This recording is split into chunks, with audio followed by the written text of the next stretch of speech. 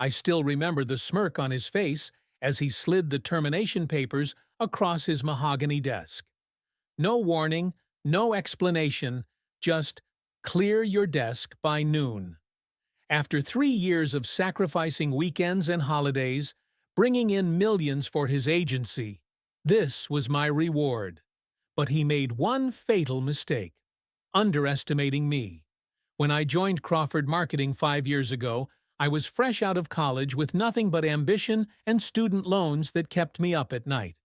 James Crawford seemed like the mentor I'd always dreamed of. Charismatic, successful, and willing to take a chance on someone unproven like me. "I see potential in you," he told me during that first interview, his firm handshake and confident smile making me believe I'd found my professional home. Those early days were a blur of coffee runs and late nights learning the ropes. I'd stay hours after everyone left, studying client files and industry trends until the cleaning staff knew me by name. James noticed. "That's the hunger I'm looking for," he'd say, dropping new projects on my desk with increasingly higher stakes. I didn't mind. Each challenge was a chance to prove myself. My breakthrough came when I landed the Meridian Hotel Group account. No one thought they'd sign with us. They'd rejected Crawford's pitches twice before. But I spent weeks researching their brand, identifying exactly what they needed but couldn't articulate themselves. The night before the presentation, I rehearsed until 3 a.m. in my tiny apartment. When their CEO smiled and said, "You understand us better than we understand ourselves," I felt like I could fly. That $4 million contract changed everything at the agency. And for me. As my client roster grew, so did my responsibilities. While my colleagues maintained comfortable 9-to-5 schedules, I was the one sending strategy documents at midnight, refining presentations until they were flawless. My apartment became more storage unit than home. I lived at that office, building relationships with clients who specifically requested me by name. What I didn't see then were the warning signs. In company-wide emails, James would praise my dedication and drive. But in executive meetings, I'd catch him presenting my campaign ideas as his own. "Great minds think alike." He'd wink when I confronted him once, patting my shoulder like I should be flattered. The partnership track he'd hinted at during my second year seemed to stretch further away despite my results. Still, I believed hard work would eventually speak for itself. Every successful quarter, every client renewal, every industry award our campaigns won. I was building something meaningful. The Meridian account alone had grown to represent nearly 20% of our agency's revenue, and they refused to work with anyone but me. "You're the secret weapon," their marketing director told me last month. I thought that made me invaluable to Crawford Marketing. I was wrong. That Tuesday morning started like any other. I'd already knocked out 3 client calls and was reviewing metrics for an upcoming presentation when James's assistant messaged me, "Mr. Crawford needs to see you immediately." Something in her formal tone felt off, but I grabbed my tablet and headed to his corner office, mentally preparing to discuss the new Meridian campaign I'd been developing. The first red flag was the HR director sitting silently in the corner, avoiding eye contact. The second was seeing Vanessa, James's nephew's girlfriend, sitting comfortably at a sleek new desk in what was clearly a freshly decorated office space. My research materials and Meridian presentation drafts were spread across her workspace as if they'd always belonged to her. "Have a seat," James said, without looking up from his computer. No "good morning," no coffee offer, like usual. My stomach tightened as he finally swiveled his chair to face me, sliding a thin folder across his mahogany desk. "We're restructuring the agency," he announced with a coldness I'd never heard from him before. "Unfortunately, your position has become redundant." The words hit me like a physical blow. Redundant? After bringing in millions? After sacrificing my personal life for this company? I opened the folder with trembling hands to find termination papers already drafted, dated from last week. This wasn't an impulse decision. He'd been planning this. "But the Meridian pitch is Friday," I stammered, my mind racing to make sense of what was happening. "I've been working on their expansion strategy for months. They're expecting me to—" "Vanessa will handle it," James cut me off with a dismissive wave. "She's been briefed on all your accounts. Your access cards and email have already been deactivated. HR will escort you to collect your personal items. We need your desk cleared by noon." When I looked to Vanessa, hoping for some hint of discomfort or sympathy, she simply smiled thinly and continued typing. This woman, with barely 2 years of marketing experience, was taking over client relationships I'd built meticulously for years.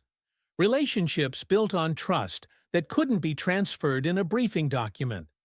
Security waited outside James's office, as if I might steal something or cause a scene. As they followed me to my desk, I caught glimpses of colleagues quickly looking away, pretending to be absorbed in their screens. They knew.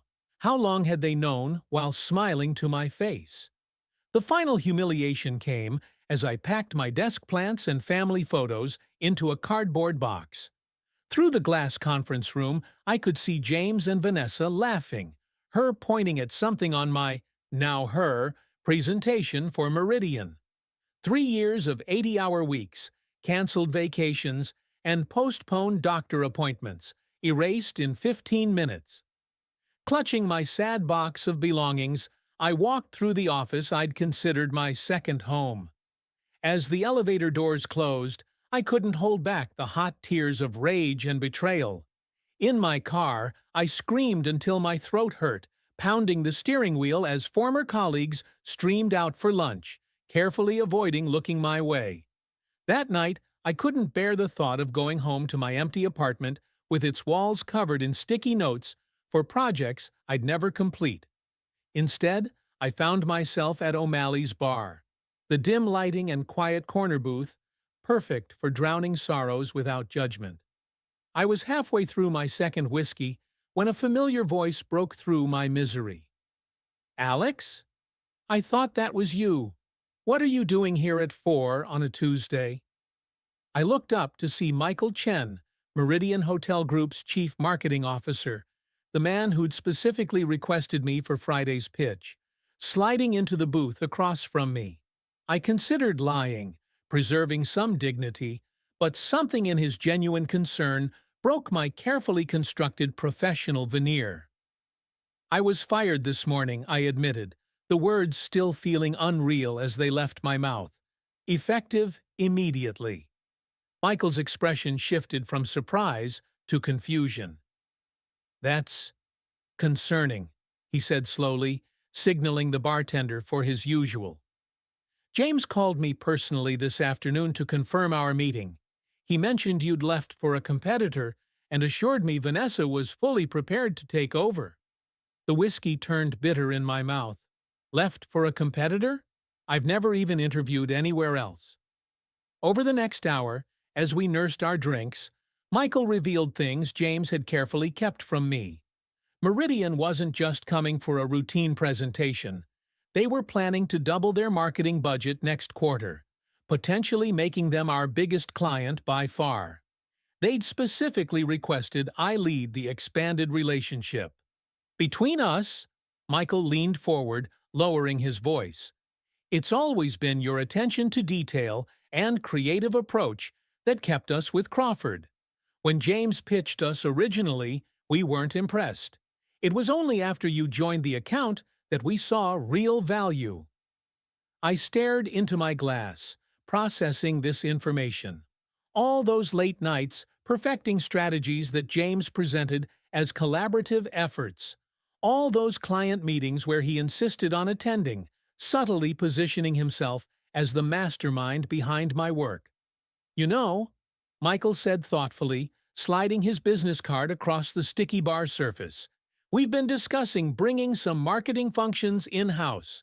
Someone who really understands our brand could be valuable." His words hung in the air between us, loaded with possibility. For the first time since security had escorted me out, I felt something other than despair, a flicker of clarity cutting through the fog of betrayal. "What exactly are you saying?" I asked, though I already knew. Michael smiled. "I'm saying Meridian works with people, not logos, and we've always been working with you, not Crawford Marketing." That moment changed everything. Sitting there in that dimly lit bar, I realized I wasn't just an employee who could be discarded. I was the relationship, the talent, the reason clients stayed loyal. By morning, the hangover had cleared, but the clarity remained. I wasn't going to just find another job. I would start my own agency, beginning with the client who already trusted me more than they trusted my former boss. For the first time since I'd walked out of Crawford Marketing clutching my box of belongings, I smiled. James had made a fatal miscalculation, and now he was going to learn exactly what he'd thrown away. I spent the next 2 days in a creative fury, transforming my living room into a war room. Sleep became optional as I crafted a comprehensive marketing proposal for Meridian, one that addressed needs James had never bothered to understand. I detailed expansion opportunities for their boutique hotel line, sustainability initiatives their eco-conscious customers would love, and personalization strategies their competitors weren't considering. This wasn't just a pitch. It was my declaration of independence. Thursday night, my hands trembling slightly, I texted Michael, "I have something better than what you'll see tomorrow. Coffee after your meeting."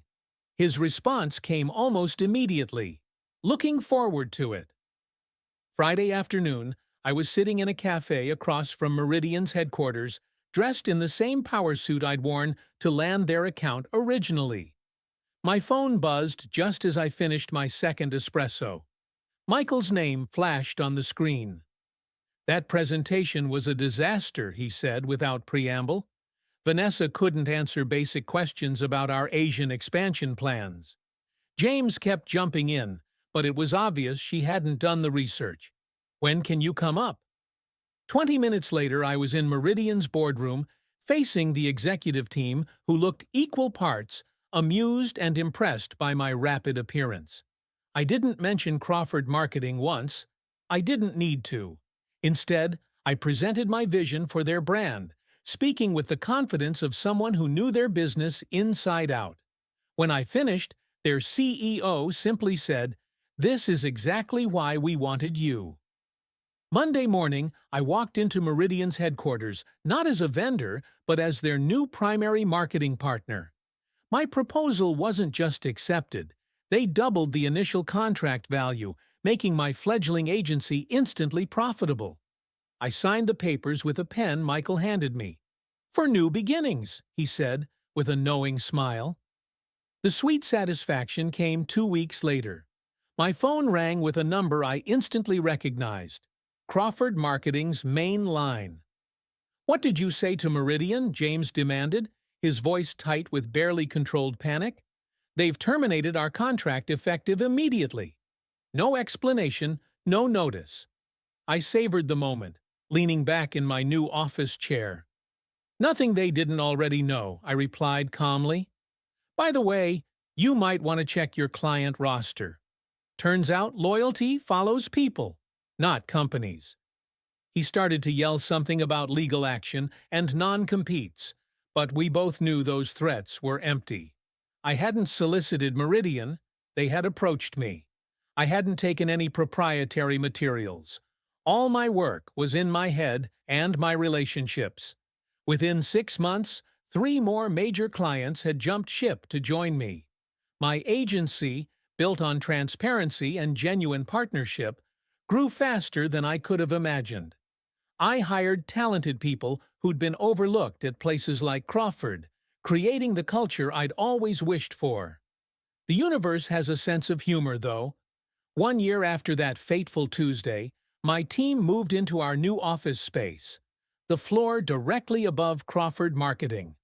Sometimes I see James in the elevator, his company now half its former size. He avoids eye contact, but I always smile and ask about Vanessa, who, ironically, was let go after 3 months of underperformance. The sweetest revenge wasn't taking his biggest client or watching his agency shrink. It was building something authentic that no one could take away from me. Every morning when I walk past the Meridian contract framed on my office wall, I silently thank James for firing me without warning. It was the push I needed to become who I was always meant to be.